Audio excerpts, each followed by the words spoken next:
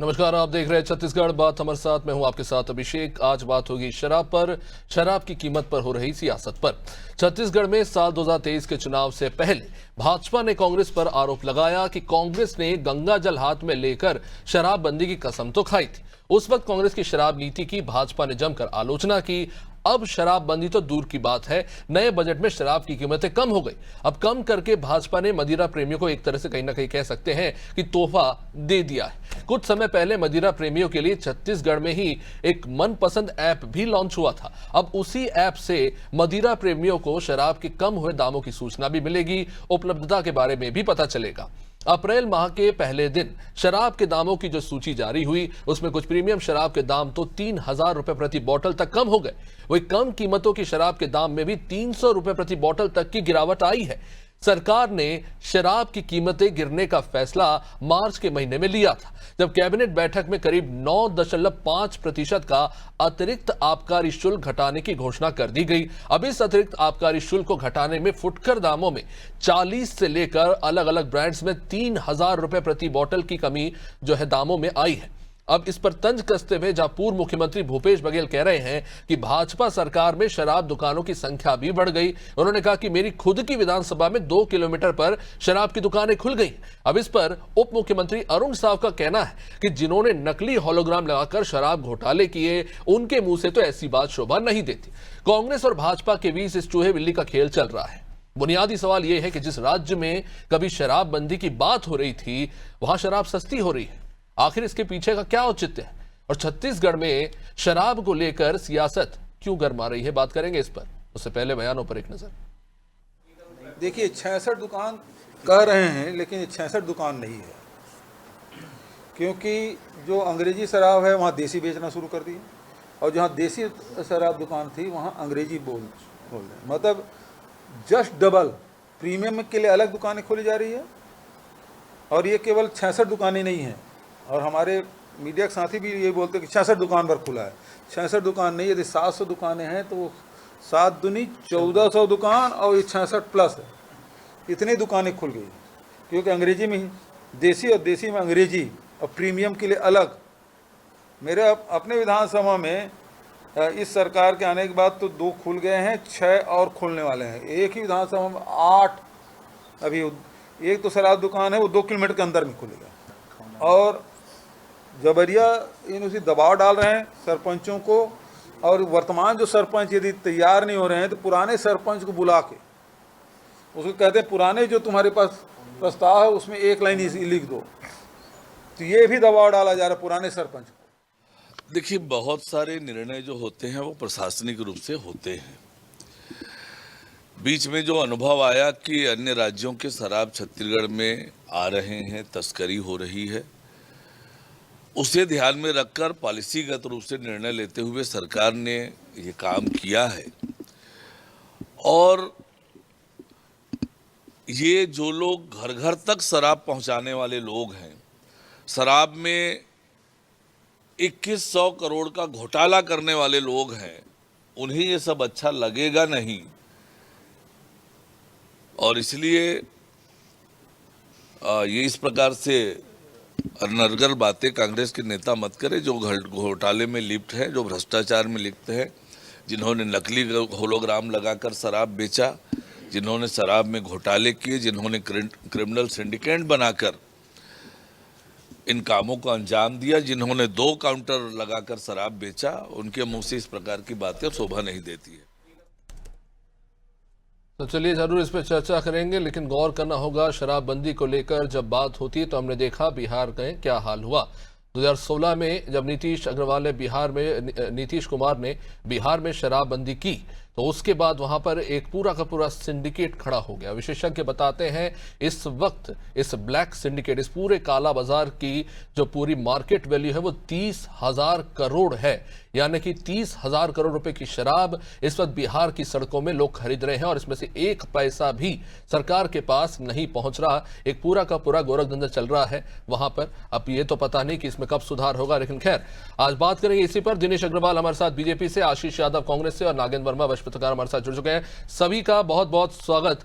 दिनेश जी, देखिए शराबबंदी पर तो नहीं आऊंगा, लेकिन बात तो आप कर रहे थे कि धीरे धीरे आप छत्तीसगढ़ को नशे से मुक्त करेंगे, लेकिन ऐसा लग रहा है कि राज्य सरकार ने एक सीधा बढ़िया सा एक यू टर्न लिया है। आपने शराब की दुकानें तो बढ़ाई ही, आपने प्रीमियम शराब के दामों में भी जो टैक्स लगता था उसमें कटौती की, ये भी बड़ी दिलचस्प बात है। कुछ अतिरिक्त शुल्क भी लगाया गया विकास योजनाओं के नाम पर, लेकिन अब ऐसा लगता है कि शराबियों के कंधे पर राज्य सरकार की योजनाएं झूल रही हैं।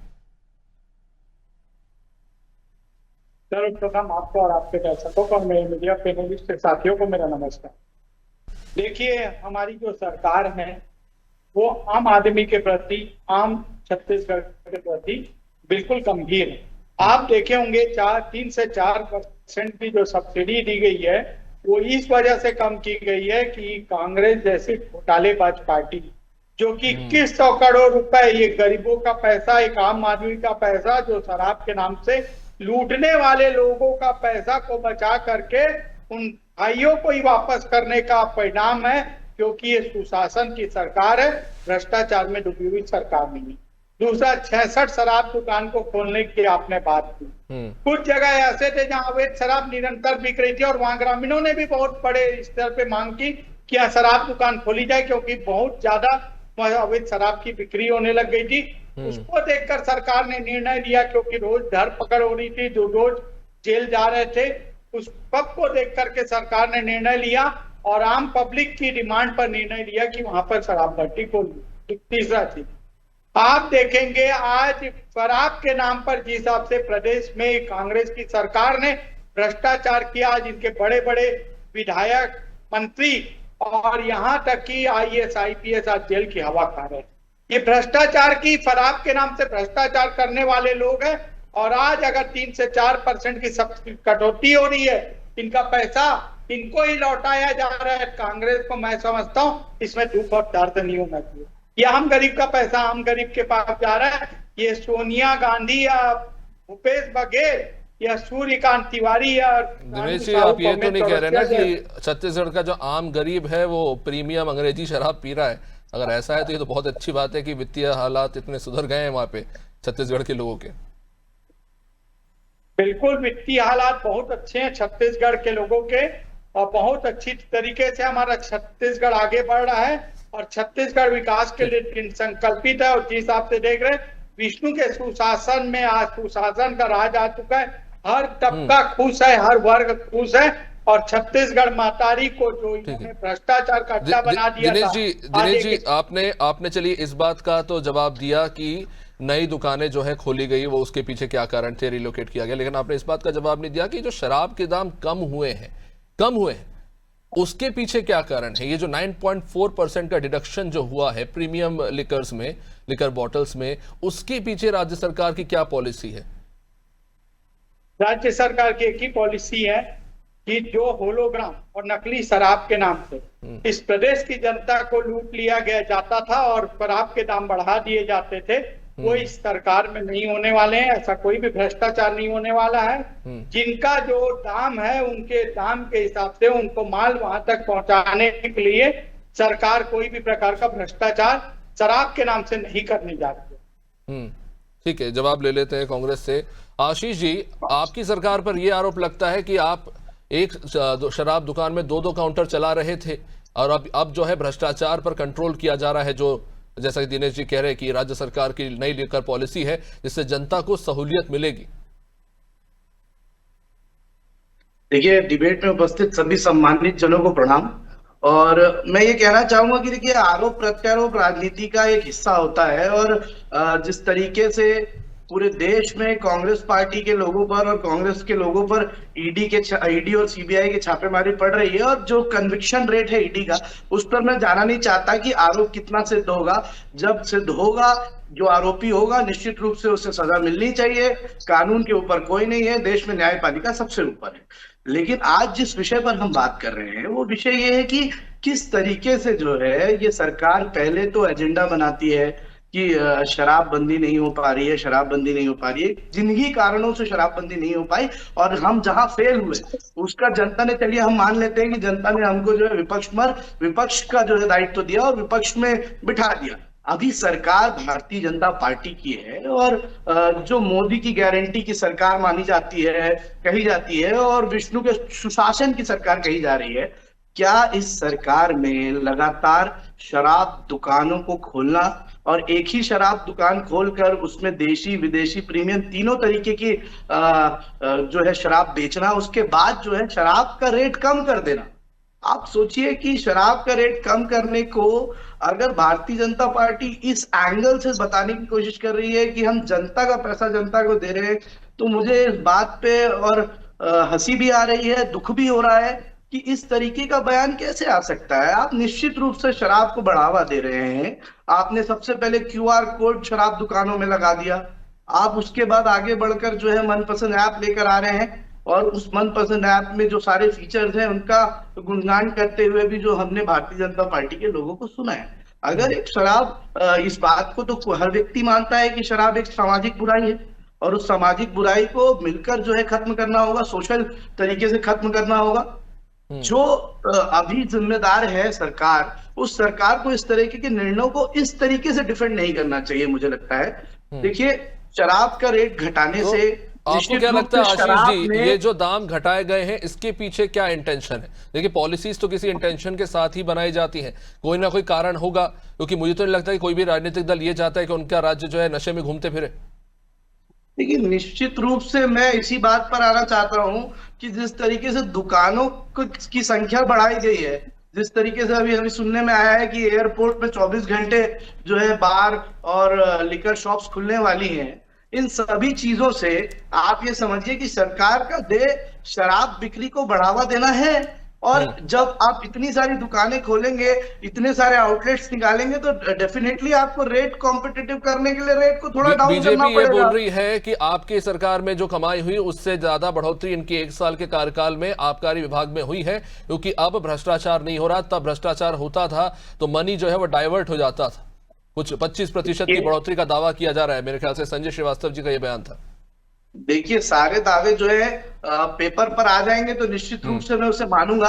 अभी बयानबाजी में तो मैं इसे मानने से इनकार करता हूं। दूसरी बात यह है कि जो भी शराब बिक्री में दोषी हैं, इनकी सरकार अभी केंद्र में भी है और राज्य में भी है, उन लोगों को ये निश्चित रूप से दोष जो है जेल के अंदर डाले, उनको अपराध पहले सिद्ध करे। आरोप तो बहुत बढ़िया तरीके से भारतीय जनता पार्टी ने देश भर में प्रोपेगेंडा के साथ ये सबको बता दिया कि यहाँ 2000 करोड़ का घोटाला हुआ है, और वो कैसे सिद्ध हो पाएगा कि नहीं, क्योंकि ईडी की तो कन्विक्शन रेट जो है मात्र 1.5 से 2.5% है पूरे इंडिया में, जितने भी केसेस ईडी ने फाइल किए हैं उस पर। देखिए, मैं इस बात पर ये कहना चाहता हूं कि आप आज की डेट पर ये कह रहे थे कि छत्तीसगढ़ का हर व्यक्ति इतना समृद्ध हो गया है कि वो प्रीमियम शराब खरीदता है। साहब, जीडीपी के मामले में छत्तीसगढ़ 18वें नंबर पर आता है देश में।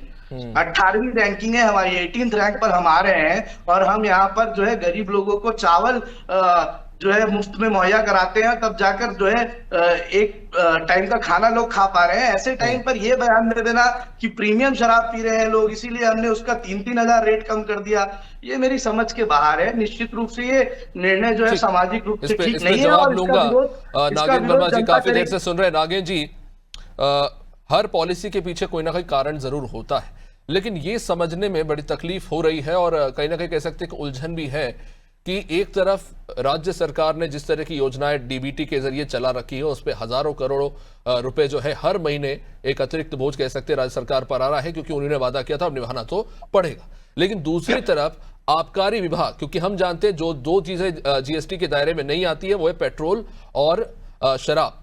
तो 1 रुपए जहां पेट्रोल पे कम किया, खैर उसका कितना प्रभाव पड़ेगा ये तो हम नहीं जानते, लेकिन शराब जिस पर सबसे ज्यादा कमाई वैट के जरिए होती है राज्य सरकार की, वो क्यों घटा रही है राज्य सरकार? क्योंकि वही तो आपके पास एकमात्र राजस्व का जरिया है। हालांकि जरिए बहुत सारे हैं, लेकिन प्रमुख जरियों में अगर हम बात करें तो वो है। तो शराब के दाम क्यों घटाए जा रहे हैं, क्या रीजन है इसके पीछे? देखिए, मुझे लगता है कि ये सारे निर्णय जो है बहुत सोच समझ के लिए गए हैं। अभिषेक जी, आपसे शुरू में ही कहा, बिहार का आपने उदाहरण दिया कि किस तरीके से वहां शराबबंदी हुई और उसका नियंत्रण सरकार के हाथ से माफिया के हाथ में चला गया। कमोबेश छत्तीसगढ़ में भी इस तरीके की स्थिति ना आए, ये ध्यान रखने वाली बात होती। तो एक तो ये तय है कि कोई भी सरकार जो है अचानक से शराब बंदी का निर्णय ऐसा कोई नोटिफिकेशन करके नहीं कर सकती। इसके लिए जब तक के जन भागीदारी नहीं आएगी तब तक के आप इससे कोई मजबूत कदम उठा ही नहीं सकते। और किसी चीज को अगर आप समझिएगा एक मनोवैज्ञानिक तरीके से इसे समझा जाए कि जब कोई चीजें बहुत सरल सुलभ होने लगती है, सस्ती होने लगती है, तो धीरे धीरे लोगों का ध्यान उससे हटने लगता है। जरूरी नहीं कि जनता में ज्यादातर लोग शराब पीते हैं, बहुत कम लोग पीते हैं, लेकिन और कोई चीज जब दुर्लभ होती चली जाती है। नागेश जी, ये समस्या छत्तीसगढ़ में बड़ी गंभीर है। नेशनल फैमिली हेल्थ सर्वे 5 में स्पष्ट रूप से कहा गया है कि छत्तीसगढ़ में महिलाएं पूरी देश के तमाम राज्यों में तीसरे नंबर पर हैं। आज जब मैं रायपुर में महिला संगठनों का प्रदर्शन देख रहा था, नई दुकानें खुलने को लेकर, शराब के दाम कम होने को लेकर, तो मेरे मन में यही ख्याल आ रहा था कि एक वर्ग ऐसा है जो शराब का कट्टर विरोधी है। और यहीं पे एक और तस्वीर भी है छत्तीसगढ़ की, महिलाएं शराब पी रही है इतनी बड़ी संख्या में। बिल्कुल बिल्कुल। देखिए, हमारे यहाँ बहुत सारे ऐसे प्रिविलेज दिए जाते हैं। छत्तीसगढ़ में आदिवासी अंचलों में एक तरीके से इसे एक परंपरा और संस्कार संस्कृति के रूप में उसकी पैरोकारी की जाती है, तो कहीं ना कहीं ये सारी चीजें हर्डल बनती चली जाती है। दूसरी चीज आप देखिएगा कि सामाजिक बुराई को तब नियंत्रित किया जाएगा जब आधी आबादी उसके खिलाफ कमर कस के खड़े हो, और ये प्रयास किए जा चुके हैं। और धीरे धीरे जब मैं आप इसी पे आ रहा था कि जब शराब सुलभ होने लगेगा तो एक वर्ग जो है इसके खिलाफ खड़े होने लगेगा, और ये एक तरीके से जन आंदोलन जैसा होगा, और ये एक बड़ा इसका कारण बनेगा। मुझे अच्छे से याद है कि संयुक्त मध्य प्रदेश में जब डेली लॉटरी जो दूसरे स्टेट से मध्य प्रदेश का एक बड़ा रेवेन्यू खत्म कर रहे थे, लोगों को एक एडिक्ट कर दिया था उन्होंने। तो उस समय तत्कालीन सुंदरलाल पटवा सरकार जो थी, उन्होंने निर्णय लेके पूरा सिस्टम को ही बंद कर दिया था। उन्होंने प्रदेश में ही डेली लॉटरी पहले शुरू करवाई, और उसके बाद धीरे से दूसरे स्टेट के जो लॉटरी थी वो बंद होती चली गई। तो आप इसको भी इस तरीके से जोड़िए कि दूसरे स्टेट से जो शराब आती है या दूसरे स्टेट के लोगों का ध्यान जिस चीज को लेके आता है, उसको खत्म करने के लिए कहीं ना कहीं आपको इस तरीके के निर्णय लेने पड़ेंगे। और मुझे ये जो बयान एक्चुअली बीजेपी नेता के द्वारा भी दिया गया कि शराब जो है, एक तो बॉर्डर एरिया में 30 किलोमीटर के एरिया में अगर दुकान नहीं है तो वहां दुकान खोली जाएगी, और शराब सस्ती करने के पीछे कारण यह भी है कि बाहरी राज्यों से शराब जो है खपाई जाती है, खासतौर से बॉर्डर एरिया में, तो इसलिए भी शराब सस्ती की गई है। मुझे अरविंद केजरीवाल की आबकारी नीति खैर याद आ गई। लेकिन मैं जब आज अखबार पढ़ रहा हूं तो मुझे एक साथ 3-4 चीजें नजर आ रही हैं। एक तो ये कि आपने शराब 9.4% सस्ती कर दी, लेकिन पेट्रोल आपने सिर्फ 1 रुपए सस्ता किया, और टोल टैक्स महंगा हो गया। यानी जो चीजों के दाम सबसे बड़ी आबादी वर्ग को, पेट्रोल सीधे सीधे प्रभावित करता है, टोल टैक्स सीधे सीधे प्रभावित करता है, उसमें आपने कम कटौती की, लेकिन बाकी चीजों में शराब के ऊपर आपने 9.4, क्या मैसेज देने की कोशिश हो रही है? That's the very question of mind. बिल्कुल, ये चिंताजनक है। ये जो प्रक्रिया है, इसको मुझे लगता है कि और विचार करना चाहिए था सरकार को, कि आम जनता को जिन विषयों में ज्यादा प्रभाव पड़ता है, ज्यादा आबादी प्रभावित होती है, उसको उन्होंने इस दायरे से, हालांकि बात तो कही गई थी कि 1 रुपया कम हो जाएगा पेट्रोल में तो बहुत बड़ी आबादी से प्रभावित होगी, काफी लोगों को आर्थिक संबल मिलेगा, लेकिन मुझे नहीं लगता कि इसका ज्यादा फर्क पड़ता है। लेकिन जब शराब पे जब रेट कम होता है तो स्वाभाविक रूप से आने वाले समय में अभी इसके क्या रिएक्शन आएंगे गांवों में, शहरों में, कस्बों में, ये देखने वाली बात होगी। हालांकि मैंने जो बात कही कि धीरे धीरे लोगों के स्वर जो है इसके विरोध में अपने आप उभरने लगेंगे जब ये चीजें बिहार इसका सबसे बेस्ट एग्जांपल है कि आप एकदम से कुछ ऐसी चीज करने जाएंगे जिसको लेकर आप तैयार नहीं है तो उसके उल्टे नतीजे देखने को मिलेंगे। खैर दिनेश जी, चलिए, पेट्रोल और 1 रुपया आपने सस्ता किया, उसके लिए अच्छी बात है। एक दिन पहले ही आपकी सरकार की पीठ थपथपाई जा रही है कि एक तो आपने नक्सलियों मुठभेड़ में इतनी बड़ी सफलता हासिल की और इतनी बड़ी संख्या में नक्सलियों ने आत्मसमर्पण किया, ये आपकी सरकार की एक बहुत बड़ी सफलता है जिसकी हर कोई बात कर रहा है। लेकिन आपकी सरकार और केंद्र सरकार एक टारगेट सेट करते हैं जो दशकों से नक्सलियों से हम जूझ रहे हैं कि हम उन्हें खत्म कर देंगे 31 मार्च 2026 तक। लेकिन शराब को लेकर क्या नहीं, ऐसा लग रहा है कि नक्सलियों को खत्म करना आसान है, लेकिन शराब ही सबसे बड़ी चुनौती बन गई है।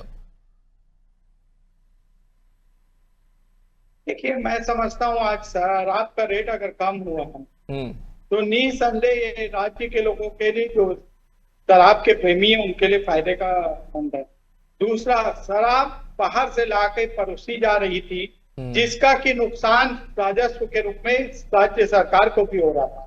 इस वजह से भी राज्य सरकार ने एक कदम उठाया। तीसरा, कांग्रेस जो आहते के रूप में आहता चला रही थी, जिसको ढेवर जी जैसे लोग आहते के रूप में पूरा सरकार का पैसा को ये खा जा रहे थे, अगर वहां पे सरकार को राजस्व मिल रहा है शराब दुकान के खुलने से, तो यह निसंदेह राज्य का राजस्व बढ़ा रहा है। ये ढेवर जैसे बंधुओं के जेब में नहीं जा रहा है, ये कांग्रेस के गुर्गों के जेब में नहीं जा रहा है। दिनेश जी, उन औरतों से क्या कहेंगे जिन्हें आपकी ही सरकार महतारी बंधन के तहत राशि उपलब्ध कराती है? वो कह रहे हैं कि एक तरफ सरकार तो हमें संबल दे रही है, दूसरी तरफ शराब सस्ती करके घर का बाकी पैसा जो हमारे पति, भाई या बेटे जो है वो शराब में खर्च कर दे रहे हैं। तो ये 1 - 1 = 0 वाला मामला हो गया है। उनको क्या जवाब देंगे आप? देखिए, शराब पीना एक सामाजिक बुराइयां हैं, और जब तक हम स्वयं में शराब पीने से बाज नहीं आएंगे, कोई भी व्यक्ति संस्था इसको रोकने में मैं समझता हूँ पूरी तरीके से सक्षम नहीं होगी।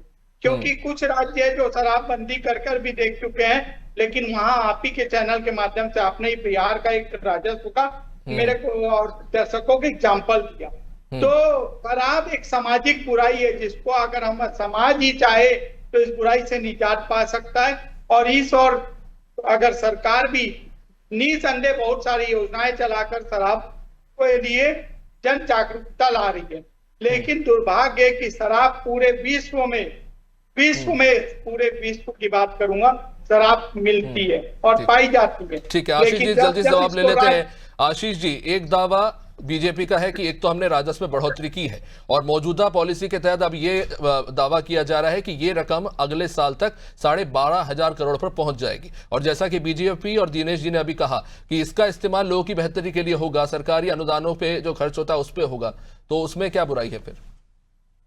देखिए, आबकारी का जो पैसा आएगा, वो राजस्व जो इकट्ठा होता है वो आज से नहीं, बीजेपी के शासन से ऐसा नहीं है कि ये जन कल्याण में खर्चा होगा। जब से ये स्टेट बना है, जब से देश में ये कर लिया जाता है, तब से इनको जन कल्याण के कार्यों में ही किया जाता है। ये कोई नई बात नहीं है जिसका कोई नया प्रोपेगेंडा बनने की कोशिश होगी।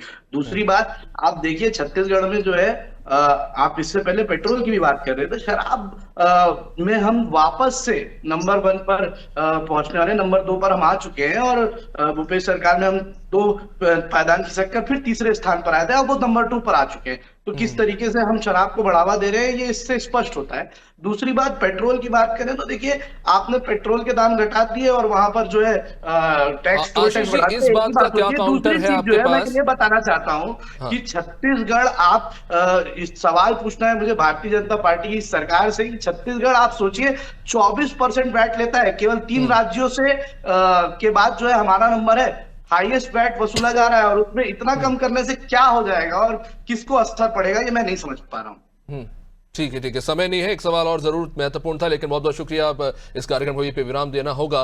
बहुत बहुत शुक्रिया आप सभी मेहमानों का चर्चा में जुड़ने के लिए। बहुत सारे सवाल है। राज्य सरकार का ये तर्क है कि देखिए, शराब की एक तय कीमतों की एक तय सीमा होनी चाहिए, क्योंकि ज्यादा महंगी अगर शराब हो जाती है तो लोग दूसरे विकल्प तलाशने लगते हैं, अपने स्वास्थ्य को नुकसान पहुंचाते हैं, ऐसे में लोगों की मौत भी हो जाती है।